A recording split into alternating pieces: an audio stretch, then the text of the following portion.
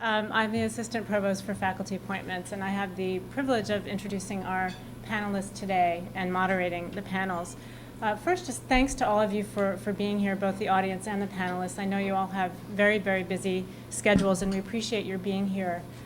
Like Judy and Drew, I'm thrilled to see representation here from across the university. We actually have new faculty members from every school at Harvard. And we hope that you'll benefit not only from the wisdom and experience of the panelists here, but also from your conversations with your colleagues, and that you'll develop a taste for, as Drew and Judy said, reaching out to colleagues across the university in the course of your career here, which we hope will be very long and fruitful.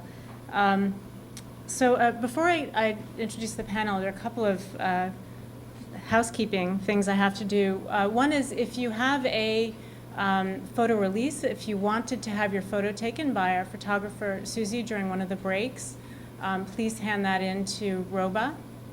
You'll have that opportunity.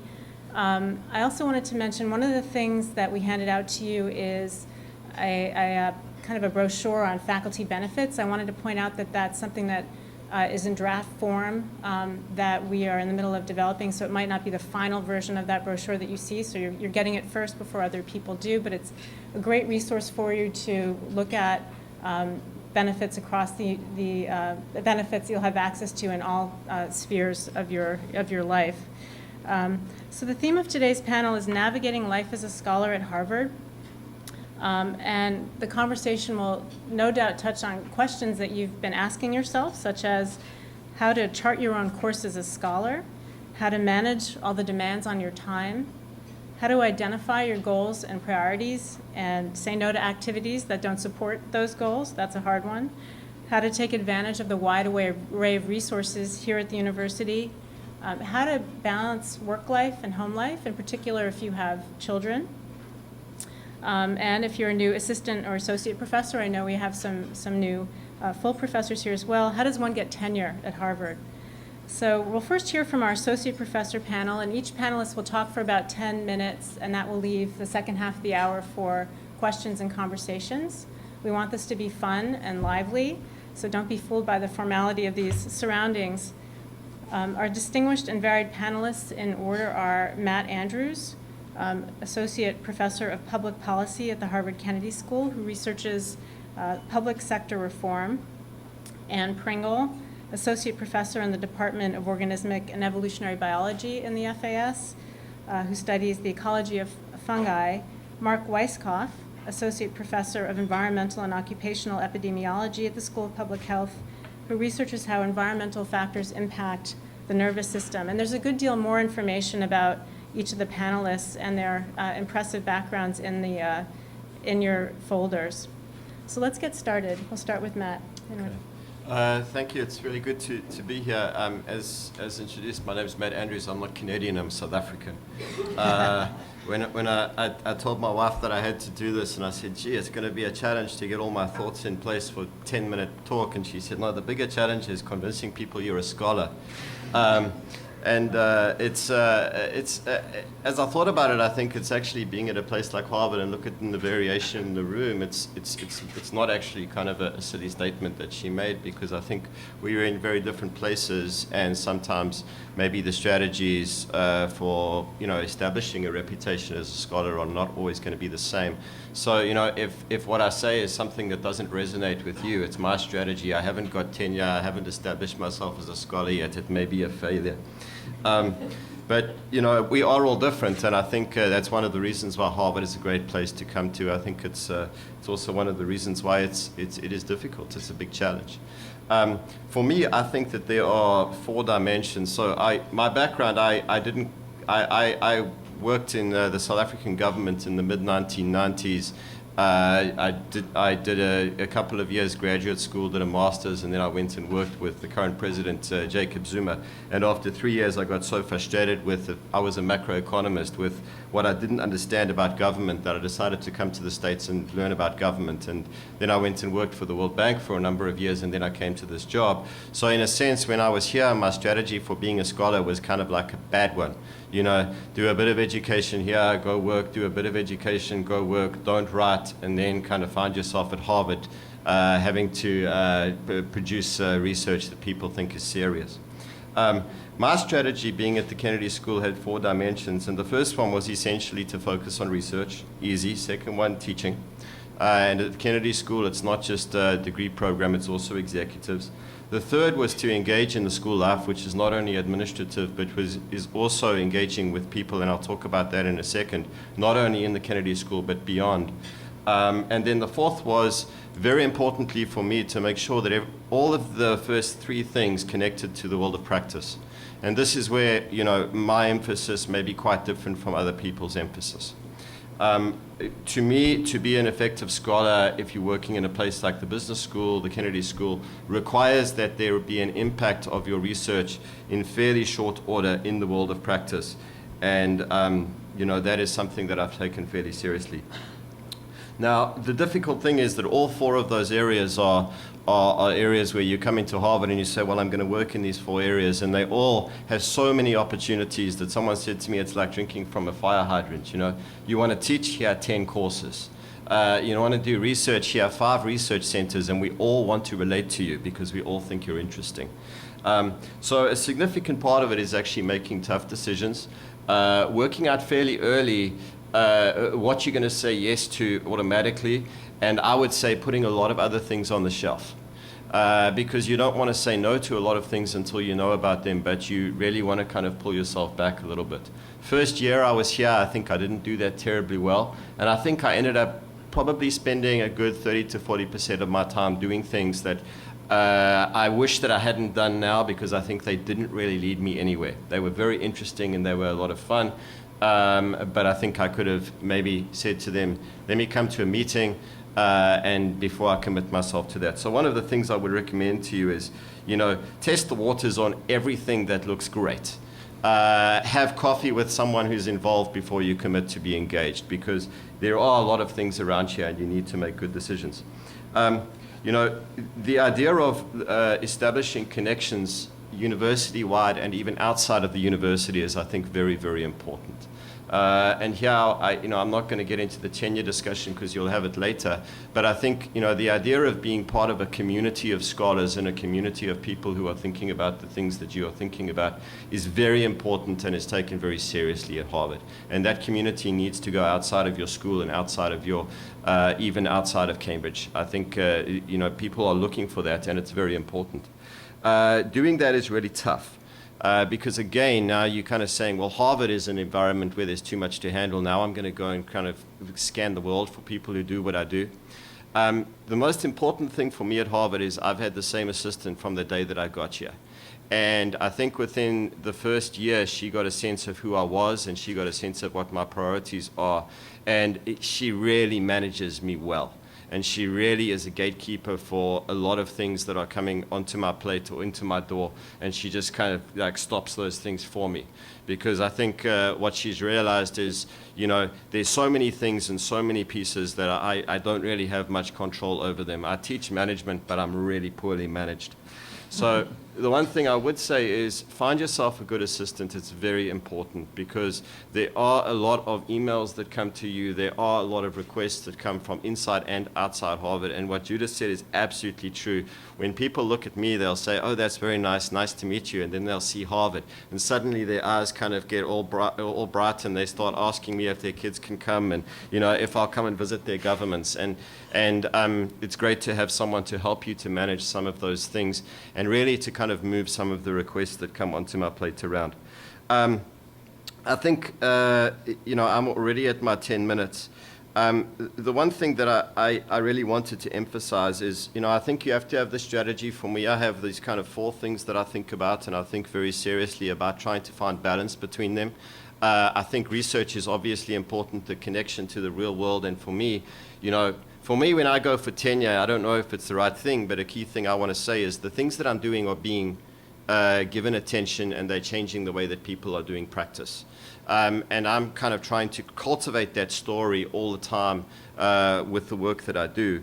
And but that's a difficult thing to do because it means that my life isn't just about doing the research. My life is about trying to kind of give the research some actual life itself.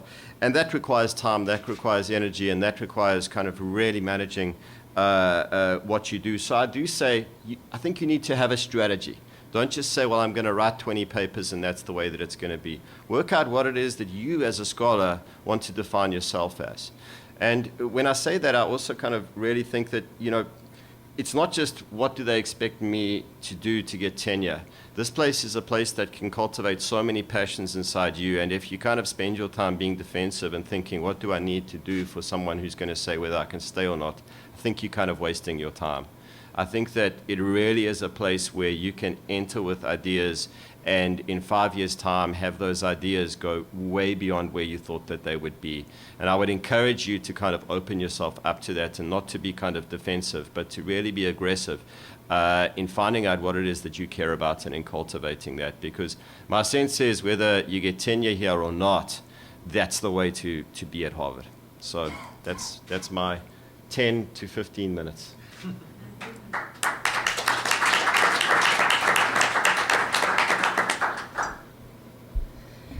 I think it'll be interesting for you all to hear what's relevant or what's not relevant, depending on what school you are, because I have some themes that are very similar, and I think some themes that are different. And I also wanted to say, when I started this job, I have 2 daughters. My daughters were 2 and 4 when I started, and so I would open myself up to questions about that now or later. I'm happy to be a resource for how that dynamic plays out over time.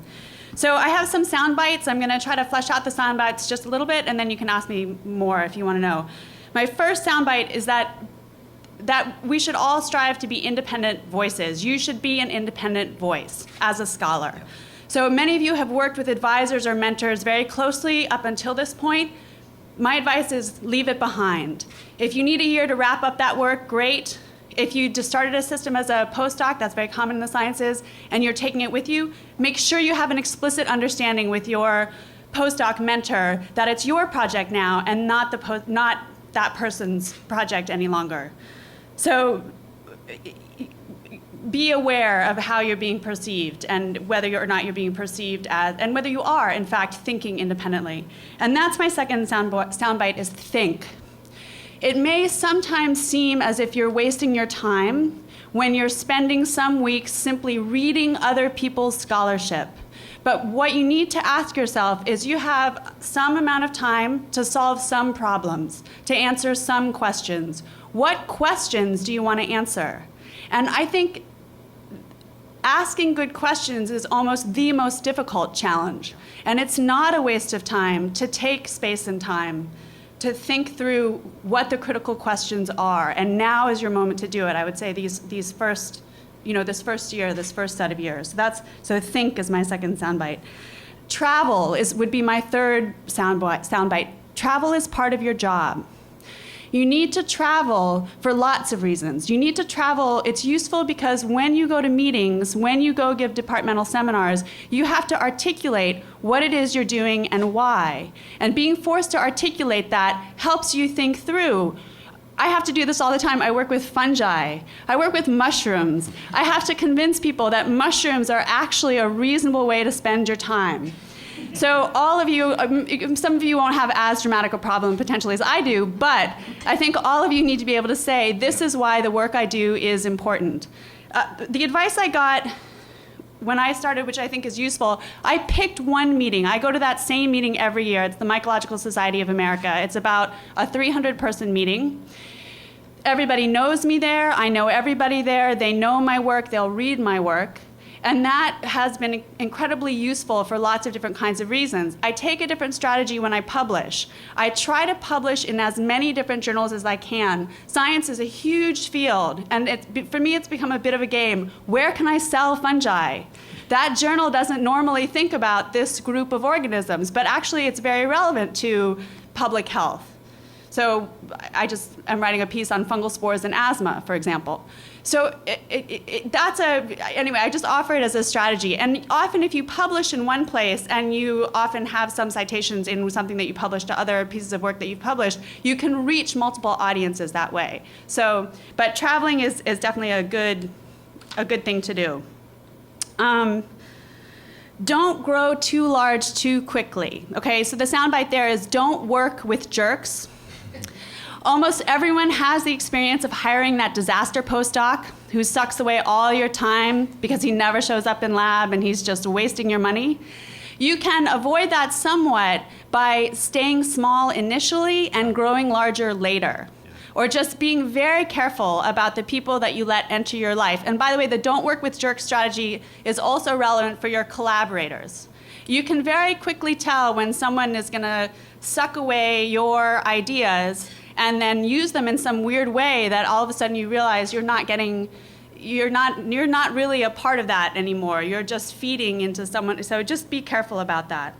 Don't be afraid of professional development workshops. For me, I'm a very academic, through and through. I don't have much practice associated with my work, and so one of the most interesting experiences I've had at Harvard was when I was sent to a professional development workshop where they analyzed my brain. And it was a very business school approach, and they said, this is how you think. And I kid you not, I had to fill out all these tests, and then they showed this huge panel, and there was my brain as opposed to everybody else's brain. And my brain was very different from everyone else in the room. And I was really startled by this. I can't tell you how bizarre. There was nothing in my PhD that related to anything even remotely close to what a business school might consider to be, good skills for someone who's running a large lab. This is a theme in the sciences. And what I took away from that workshop was, it really shook me up, and I really started to ask why it is that in certain interactions they go a particular way, which is, of course, I think, anyway, so don't be afraid of having those bizarre new experiences that then, and you can potentially learn a lot from them. And I guess my last thought, and it's a rather serious one, is that you will make mistakes. Accept that, be flexible, move on with grace. I think it's a bit of a long road actually ahead, and you'll be fine. And you'll be more fine if you just accept that sometimes things aren't going to happen the way that you wanted them to. So we didn't have a new faculty orientation when I started off here, but we did have a chat from a dean named Bill Kirby, and he said something which I've never forgotten, and I'm just going to leave it to you. I don't even know if it's the end or the middle, but he used an ancient saying, and he said to us, just remember this, fall down 6 times, get up 7.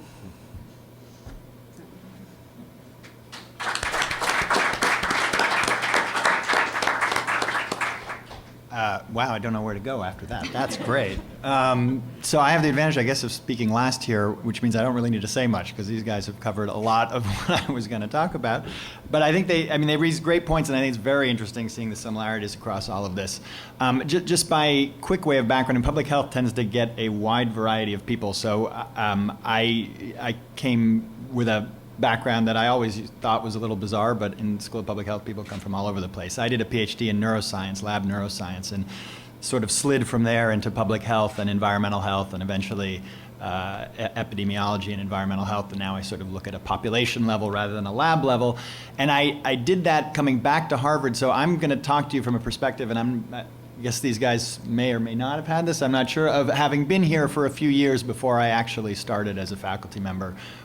Which gives a slightly different spin because to some extent I knew things from the inside. I got a chance to meet a lot of people and get a lot involved with a lot of things before I actually started my faculty position, which is helpful and can be problematic in other ways. But so with that sort of background, let me also sort of go a little bit along the soundbite line. I think, as is probably obvious to you all, and you all are here at Harvard, so this is something you probably don't need to think about, which is that the real sine qua non here is quality work, which I'm sure you all do. So that's clearly the first thing, and a lot of stuff flows from that. But part of that, as I think was alluded to here, is the idea of it should be fun what you're doing, right? And I totally agree with, I think, Matt saying it's probably a bad idea to think about what you need to do in order to get tenure solely. It's good to have it maybe in the back of your mind a little bit, but if that's really your sole focus, I think that can become problematic and become psychologically difficult after a while. Instead, do your best work and do the things that excite you and you have fun doing, because that's what's going to drive you to do great things, whether it's here or not, right? And in fact, I was on faculty council at the School of Public Health, and the chair was in the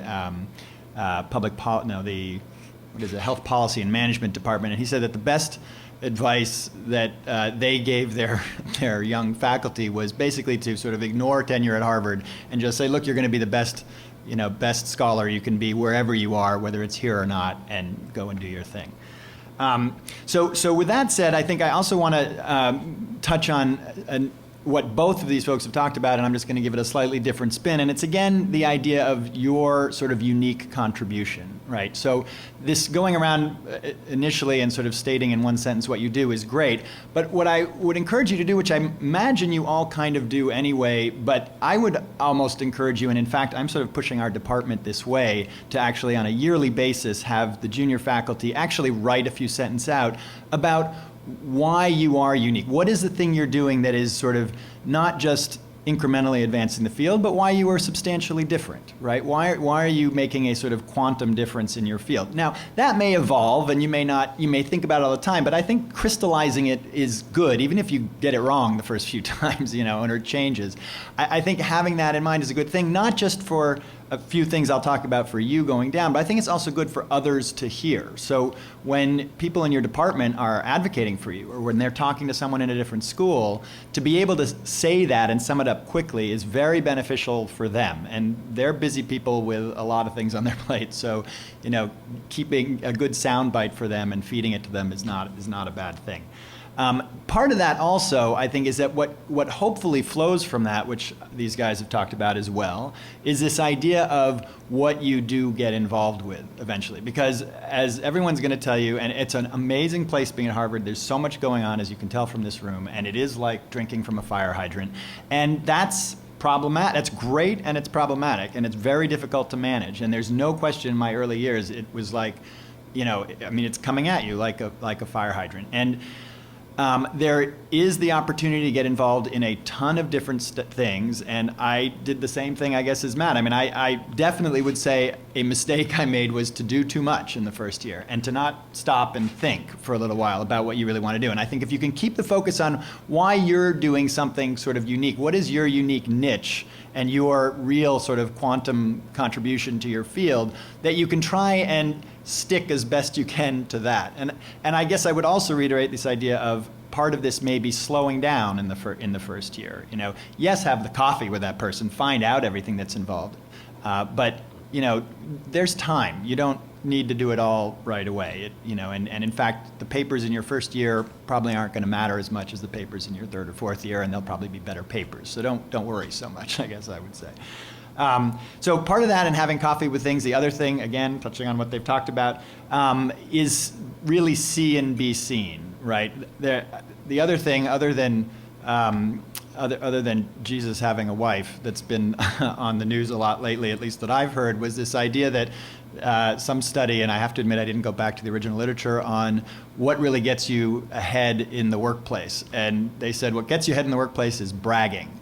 Now, I'm not going to advocate that here at all, and in fact, I don't like it when people brag, and I think you have to, I think that's, especially I think in academic circles, you got to be careful of that. On the other hand, you do have to be seen and have people know what you're doing. And in fact, Judy mentioned it in her remarks about getting out so that the rest of the university knows you too. It's very important to do that within Harvard. It's also very important, as Ann was talking about, to do that at outside meetings, and that is absolutely critically important, certainly in my field, that you need people outside the university to know who you are, right? If you do want to think about promotion, when people go out and get letters, and someone says, would you write a letter for Marc Weisskopf, and their response is, who is that? That's not a good thing. So you want to get out, get your work out. That doesn't mean just presenting at meetings. It means interacting with the people at the meetings, getting to know them, getting to know their work, not just discussing your work, discussing their work. And go to the same meetings so that you develop this sort of core of people who really know you. So I guess a couple other quick things about the whole drinking from a fire hydrant is really learning to gauge effort was I think in my mind the hardest thing. I don't know how many of you are in this situation. I'm in a situation where we're essentially grant funded. So the first thing I thought of, and it wasn't any different. I had a career development award when I became faculty, so my salary was covered. But somehow the day I became a faculty member, I was like, oh my God, I have to fund myself, So I was writing grant after grant after grant, and frankly, that's where I wish that Anne had said, stop, think for a little while, don't write all those grants, see what you really want to do. So another sort of side correlator to that is that there are a lot of opportunities, at least in my area, for sort of small pilot work, which can be tremendously useful and beneficial to get yourself started, but it can also become a time sink. If they're a little easier to get, which is great, but if you've now got 5 small pilot projects, you're not doing the big stuff that you really need to do. So you want to be careful about that. And 2 last points I'll end with. The issue about you're going to make mistakes, absolutely. The thing I would add to that too is learn from them. Everything you do, you should learn something from it. Don't make it a lost cause. You realize what works and what doesn't work and take that away.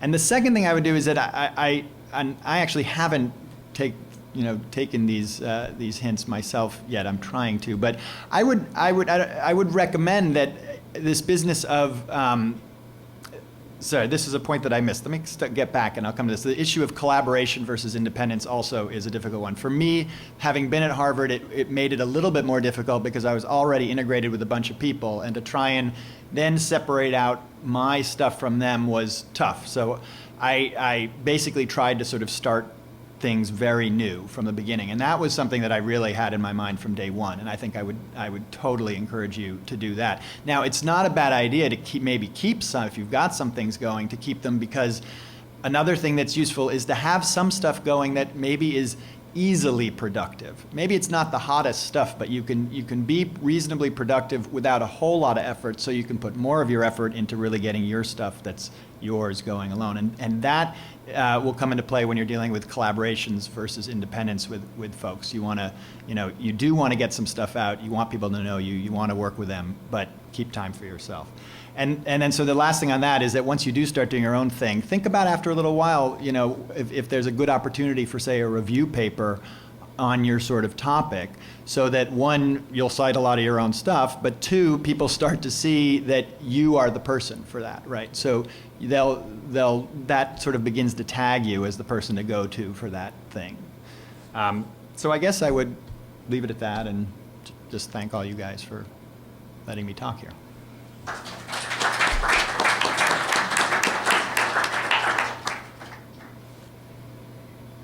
Thank you. That was terrific. One thing that none of you commented on, and I'm wondering before we open it up for questions, if you would, is how you balance your time between your teaching obligations and your research. What does that split of time look like for you? I know it's going to vary from school to school. So yeah, I teach 1 course a semester. I teach 1 course in the fall, and then I teach a module in the spring. One of the things that is tough for me is that all of my work requires a significant amount of travel to Africa for me, and I'm testing really stupid theories about high-level interaction on a routine basis, making a difference in change. So I literally have to go to Mozambique once a month. So teaching is a problem for me. So I teach on Monday nights from 4 till 7, and then I get on an airplane at 10 o'clock on Monday, and then I'm back next Monday morning. So I try and work it around that. But one course semester is what I do. I teach some executives in June. I think in the Kennedy School, one of the things you have to watch is there's a lot of executive teaching, and it can take up your whole summer, and I think some people find that happens to them. So I teach 1 course every year, the same course, first 3 weeks of June, and I haven't had to do any new materials for that for 3 years. So I think that's kind of one of the ways in which I manage that time.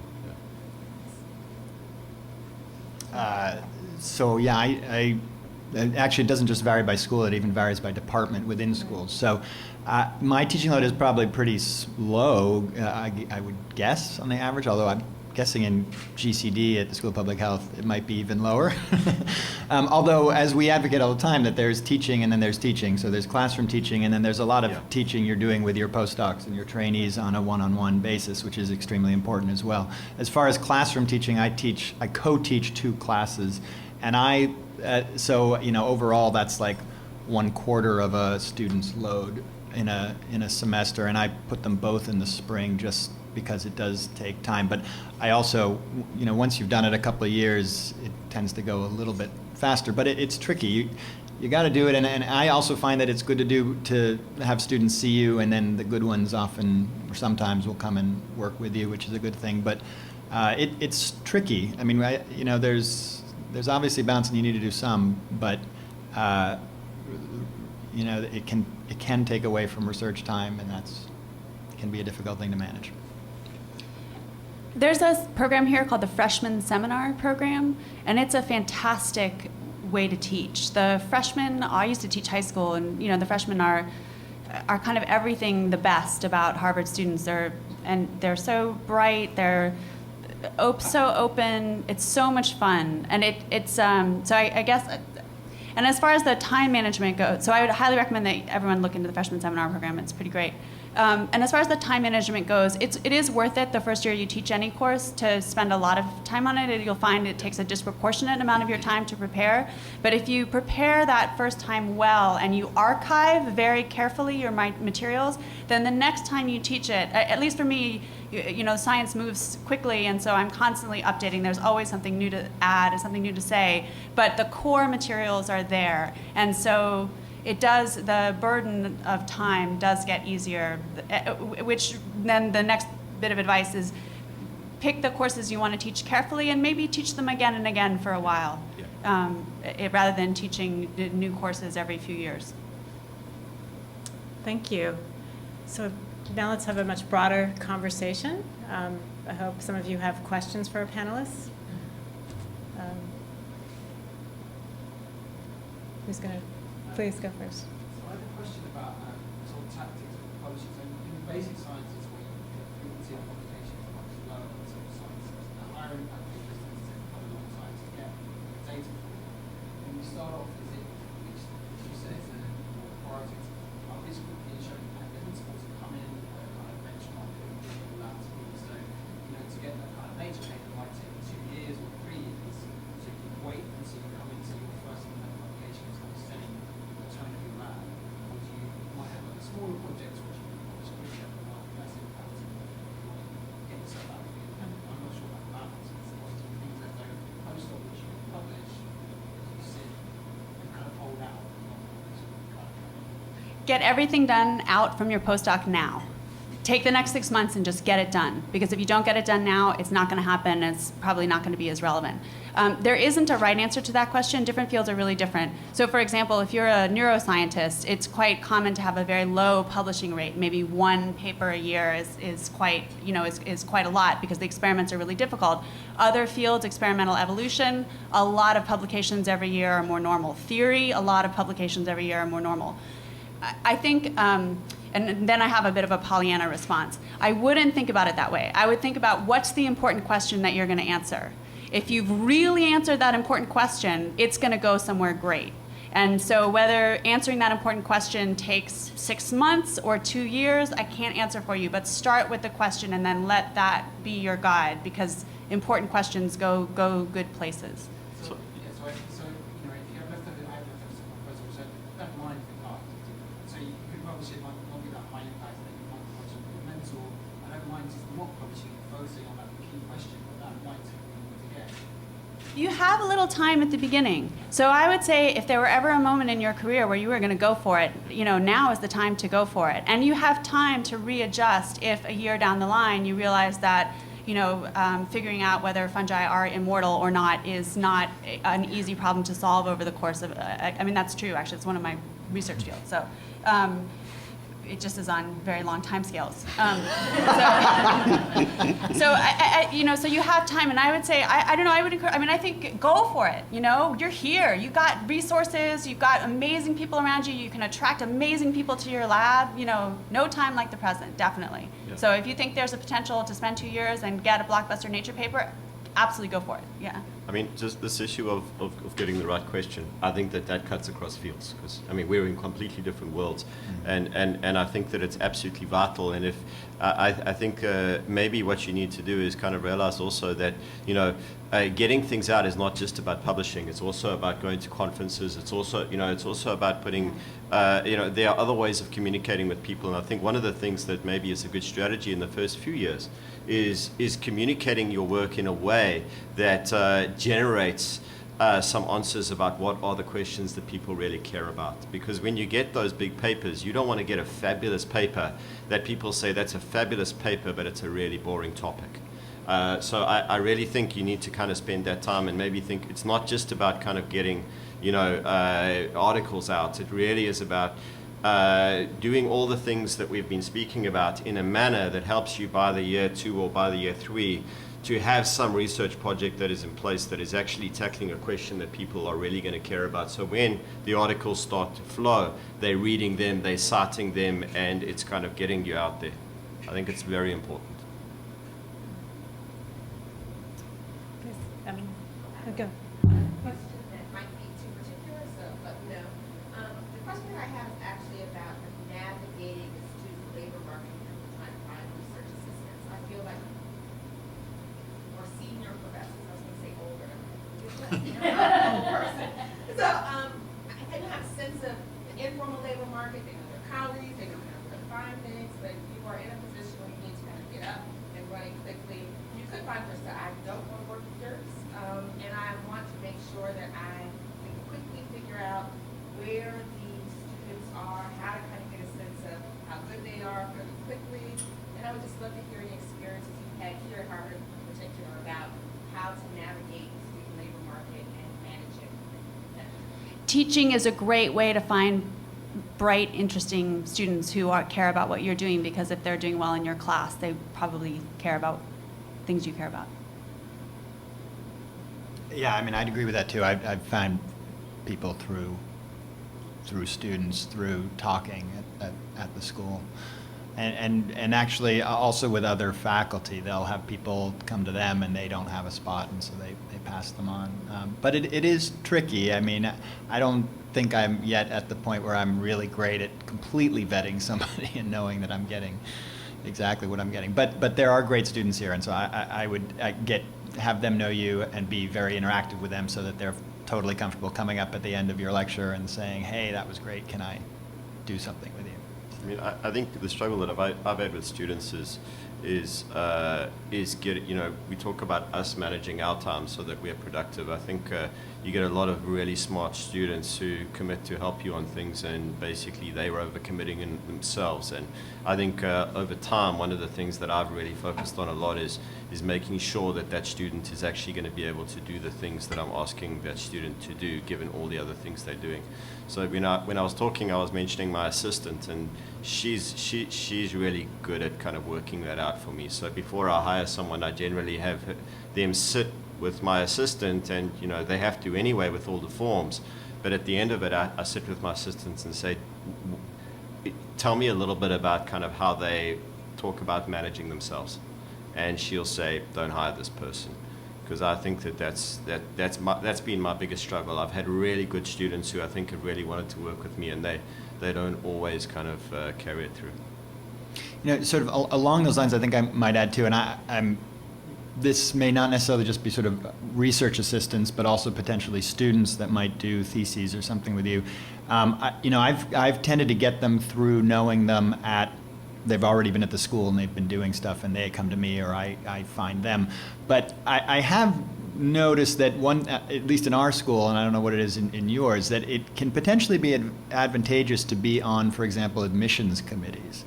Because I sort of noticed that the very good students tend to go to the people on the admissions committees. And frankly, they see them first. And so that's, they not just, they could also potentially be our RAs, but in terms of students. And I would also reiterate this point that the students themselves are great. I mean, I've had a couple one in particular, really good student who does her doctoral dissertation with me, but she, heads so much of what's going on in my group because they're that capable. And there are those students here, obviously. And so finding them can be a huge benefit to your work group. Depending on how formal your my academic training wasn't as formal as some other people's academic training. And so this is going to sound remarkable to, I think, many people in this room. Interviewing was something that it hadn't occurred to me before how important an interview is. And interviewing and asking creative questions. So when I hired my first technician, one of the questions I asked everybody that I interviewed was, you're in the lab, a graduate student is complaining because a computer program isn't working at the moment when you're trying to get a PCR set up and a glass of glacial acetic acid falls on the floor. What do you do? And you could really tell that some people were very startled by that question. It was too much reality television, and other people were willing to roll with it. And I, you know, it was that was the question that helped me define who was going to be okay and who wasn't going to be okay. And anyway, since that moment, it's been pretty critical for me, if I don't already know the person, to undergo a very formal interview process. And then we can move on to the kind of regular dynamic of the lab when that person is brought in. But at first, it's very, very formal. So it sounds like there's largely informal labor market problems to everyone to this no. No, I've had if I understand you correctly, I've been a part of I've had, you know, advertised internationally, had 100 applicants, winnowed it down to 10, interviewed 5, you know, brought 2 in onto campus for an on-campus interview. I've definitely, but that's not for undergraduates. And I'm sorry, I I thought you were asking about undergraduate students. And I was thinking more so about graduate students. yeah. For graduate students, I keep it very formal until they're in. Yeah. Other questions? I should mention this segment of conversation is not being taped, unlike the panel, so don't be shy. Yeah.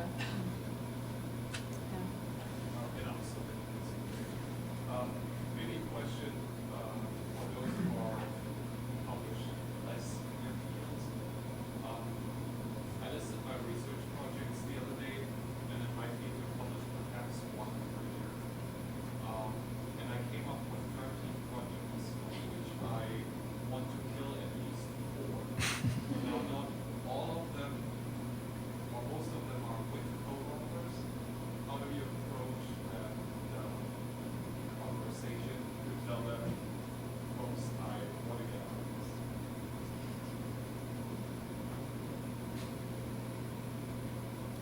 The graceful no is an art Yeah. that everyone has to learn. And I think one thing that can help is if you're honest and say, look, I'm starting out, I need to establish myself as an independent scholar, I need to make careful choices. And you don't actually have to say that you're never going to do it. You just have to say, for the moment, this can't be my priority. Maybe it can be my priority in a few years, but right now, or next year, but it can't be my priority now. And I think that's one way to handle it. I mean, I think for me, the first thing I did also was just kind of made it clear to myself why I wanted to say no, so that when I got into the tough conversation and they tried to pressure me to not say no, I knew exactly why I was not there. That's why I kind of said, here are my 4 kind of areas of strategy. Here are the things I'm doing in those different areas. And that already puts me at 300% of my time. So then I went back and cut it again and went back and cut it again. So when I was saying no to people and they said, no, but you can fit it in, I was like, I really absolutely cannot, you know.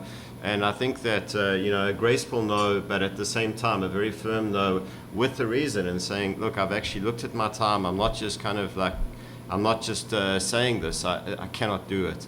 I think will get you past at the end. And I think it happens a lot. So I don't think you need to feel terribly bad that you're saying no about doing things, because I think it is a reality that people deal with.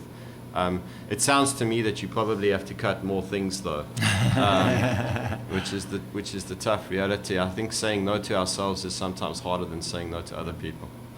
At least for me. I completely agree with all this, and I would add also, if if at some point you're not comfortable just saying no in that way, I would also, and this is probably just in general a good thing to do, is try and identify some mentors if it's not formal already in your department or school, and go to them, sort of lay out your situation, and often you can use them. They will say, go to the person and tell them, I said you're doing too much and you can't do it, and you're really sorry, you'd love to, but you're being given very strong guidance not to. It seems to me that perhaps the most important thing to do is to focus on a narrow, but very relevant research question and try to guide your efforts towards that. And I'm curious just to know what's the process that you have followed to identify what the most relevant questions are that you want to focus on. I mean, I think it is a good strategy, but it wasn't where I started because I didn't have the question. And I think that's the thing, is the first part of the strategy is find good questions. And so, I don't think you start, I personally didn't start with kind of a very narrow agenda. I did start with something that was fairly broad, but that didn't mean that I started with like 15 commitments. I started, going to meetings, engaging with colleagues, trying to build that community. The key thing for me is I don't really relate to a field. So, everyone's speaking about my field, this. I don't really have a field. So that's a challenge that some people will have here, is try to work out, who is my field. So I think spending a little bit of time, I really like the idea that Anne was saying, spend some time, read other people's work. I would say in the first couple of years, maybe really go to a bunch of conferences. Try and find out people whose questions intrigue you. And I think in that way you get there maybe by your second or third year, and at that point you kind of get ready to commit yourself to a more focused agenda. So I would say, that's the thing is really spread yourself a little bit, but not spreading your work, just spreading yourself, so that kind of, you're thinking, you're reading, you're engaging, so that you can find those questions. Yeah, I've sort of had two things that I've kind of tried to keep in mind, but again, it probably took me 3 years before I really crystallized this, and so didn't put it into action right away. But I'm a little bit at an advantage having come out of laboratory neuroscience and entering epidemiology, because that's sort of not something that anybody else in the school seems to have. So that creates almost automatically a bit of a niche for me, that I can do neurological stuff. Now, it's not that nobody else does it, but that just helps me do things that are a little different from other people, and so they identify me as sort of this neuro person. So finding something where you bring something somewhat novel to the table is definitely a good thing to do. The other thing in terms of the epidemiology, and epidemiology could be applied to many things. What I've tried to keep in mind is all of this with a background of I have to be very interested in the question, and it has to be something I really want to do. But I've tried to say, all right, if there are a choice of things, is there a question I can ask where I have the opportunity to bring to it something that's just very different than whatever the field has been doing before, right? So as I do a lot of research on ALS, and without going into the details of all of this, that it's a rare disease which sort of limits the kinds of ways you can study it. And so I've actually found several opportunities to take an entirely different approach than that typical study design. And that sort of wasn't something people were doing before because it was too difficult. But if you either search for or happen upon a scenario where you can do something like that, that just creates something that's easy to tell somebody, here's why what I'm doing is really different from everybody else. And so if a question like that pops up and it's interesting to me, I definitely would focus on that. And I think this is where having trusted colleagues is really valuable, because once you've identified what it is that you'd really like to do, having to articulate that for other people and getting feedback before you launch into the experiments or research equivalent, that can force you to think even more critically, and you can sense people's reactions, whether they're excited or not excited, and so it can be, that's another thing to do. I was wondering if you could comment on service commitment, so serving in different committees and working groups, both internally and externally outside the university. And this might differ by school, but how much of it to do, how do you go about choosing which committees to be on, and in the university and outside with associations or organizations, and how to balance and manage that? All right, I'll take a stab at it. So you do have to do some of that, certainly within the school, and you don't have to do it outside of the school, but it actually can be quite good to do it outside the school. There are many ways you can do it. I guess one thing I would say that I try and keep in mind is if there's one that there's an opportunity to be on or someone asks me, I do sort of, on those things in particular, I really want to think, sort of what's in it for me kind of thing. And there are many committees, and there's some that are going to be a lot more work and less relevant for you. I think you want to do it in the school because you do want the other people in the school to know who you are, and you want to know what you want to be interacting with them on a more personal level, so they know what you're doing. To the extent that you can do ones that are a little less heavy lifting, I would definitely do that. Or, for example, the admissions committee, because you think, I'm going to get something out of this because I'm going to see the best students, and that's going to help. But I would definitely recommend to try and keep that, to a minimum. I wouldn't go too big, and I hope mentors would help guide you that way.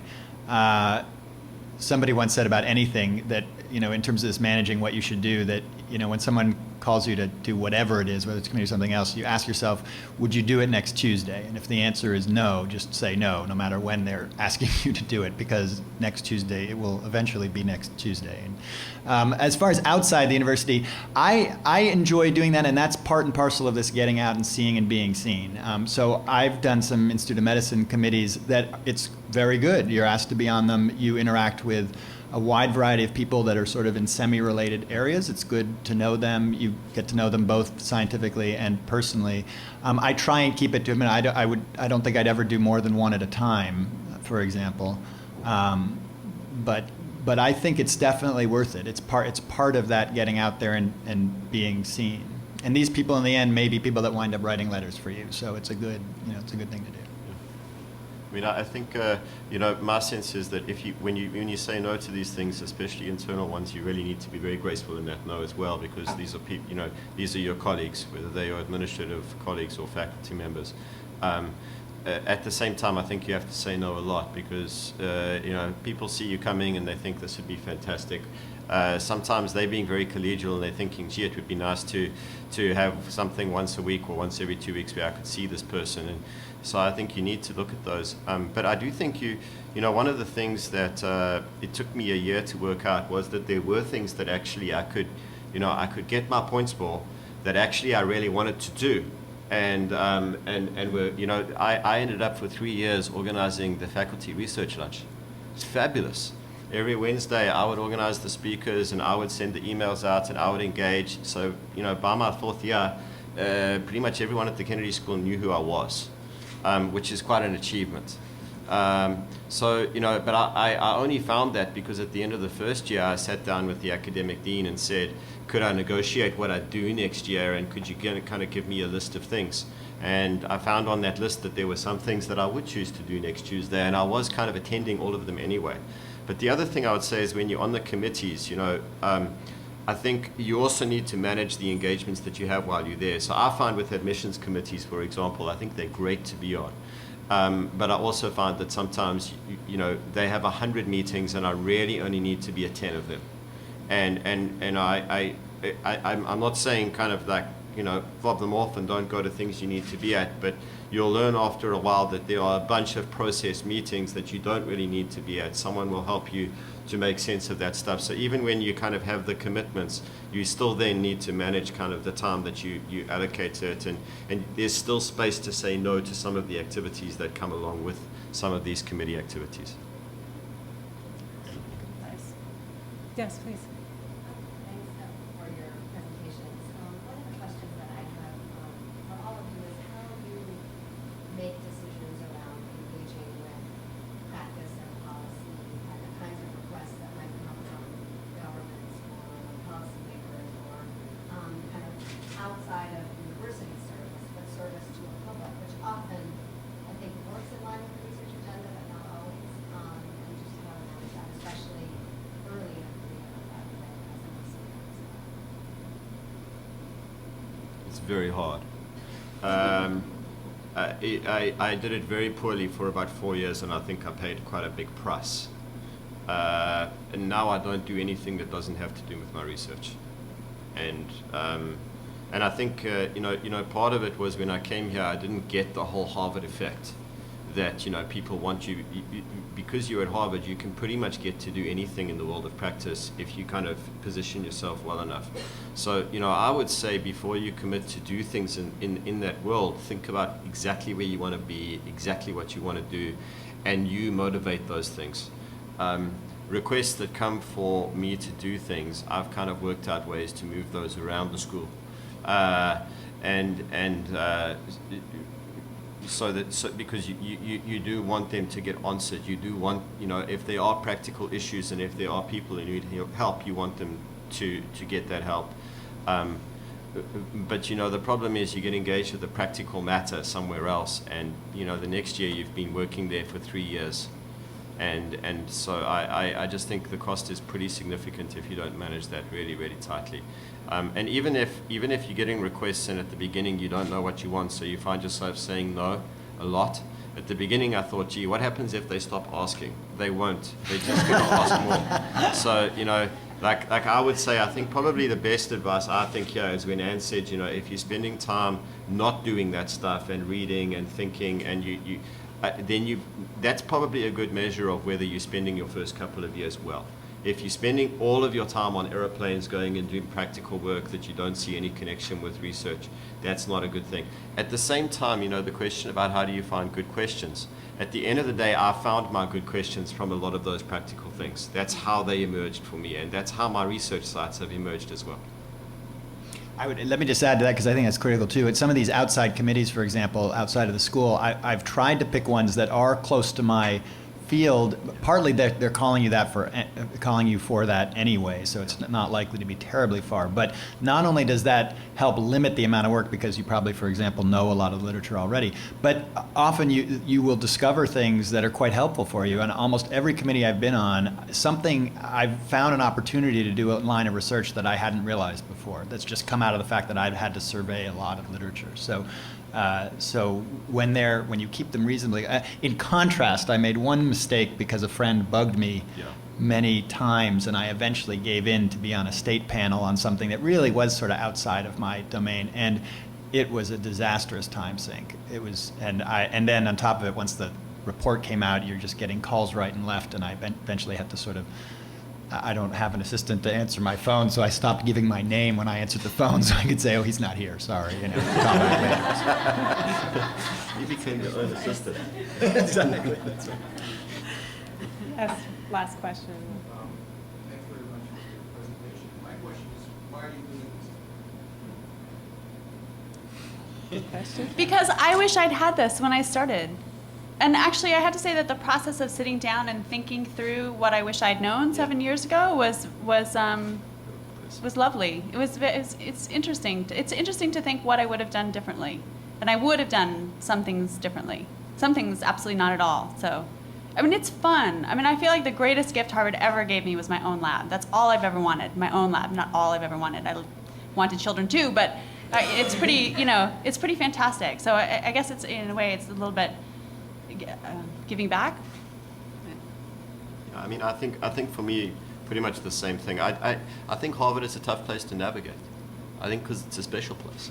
And so, you know, my sense is I hear a lot of junior faculty or people who were junior faculty and moved on elsewhere complaining about Harvard. And I kind of also like the thing of kind of sitting down and saying, let's really think about this place. And I guess the opportunity to kind of say, you know, the way in which you think about the next few years will have quite a significant impact on how happy you are here.